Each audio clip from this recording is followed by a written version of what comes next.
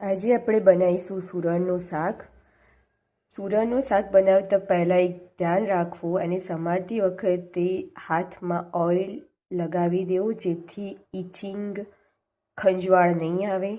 અને એમાં પહેલાં સૂરણને બાફી દઈશું. એના માટે સૂરણ સમારી દીધા છે આવા પીસીસમાં. હવે એમાં થોડું પાણી,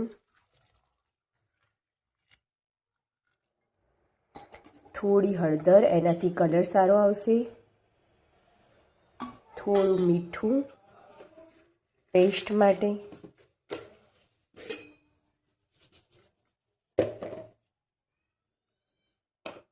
પહેલાંથી મીઠું નાખ્યું હોય તો એનો ટેસ્ટ સારો આવે. એક લીંબુ નાખી દઈશું આવું આખું જ, જેનાથી ઇચિંગ જે ખંજવાળ છે એ સૂરણમાંથી જતી રહેશે. થોડું પાણી નાખી એને એક સીટી આવે તેટલું બાફી દઈશું.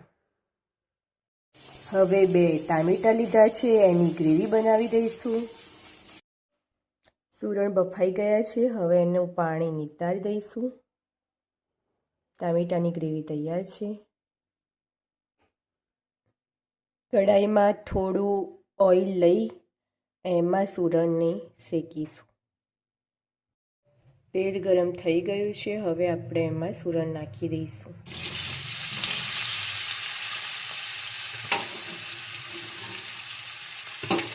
તેલમાં થોડા શેકી દેવાના,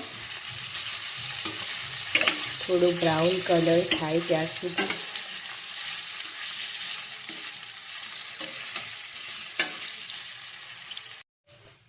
તમે ફ્રાય પણ કરી શકો, પરંતુ આવું સોતે કરેલું હોય એ થોડું મને સારું ભાવે છે. આ કઢાઈ હવે ગરમ જ હતી, તો એમાં આપણે વઘાર કરી દઈશું. થોડી ગરમ થાય પછી એમાં આ ખડા મસાલા નાખી શકો છો તમે કોઈ પણ. અમે બહુ તીખું નથી ખાતા એટલે નોર્મલ જ છે. વઘાર આવી જાય પછી એમાં મીઠો લીમડોને નાખી પછી લસણ, મરચાં અને આદુની પેસ્ટ એ નાખીશું.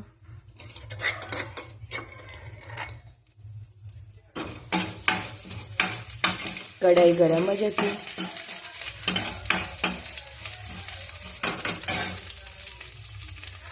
થોડું જીરું,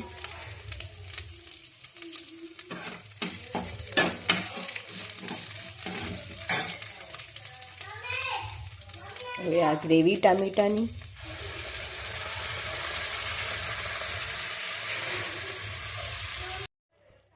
હવે આમાં થોડો હળદી પાવડર,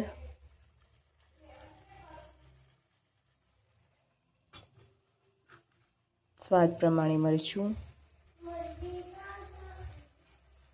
અમે તીખું નથી ખાતા, ધાણા જીરું પાવડર,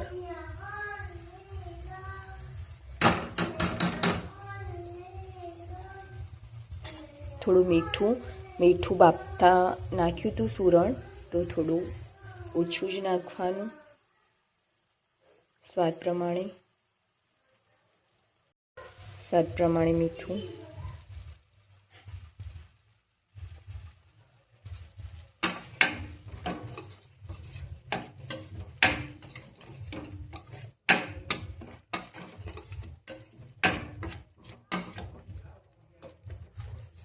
આમાં દહીં પણ નાખી શકો તમે.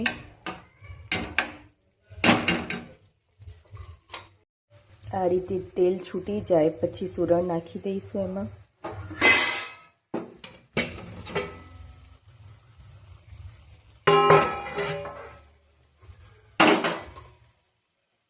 સારી રીતે મિક્સ કરી દઈશું.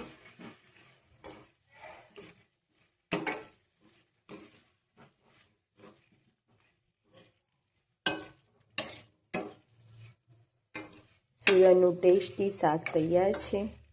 થોડું ચડે પછી બની ગયું.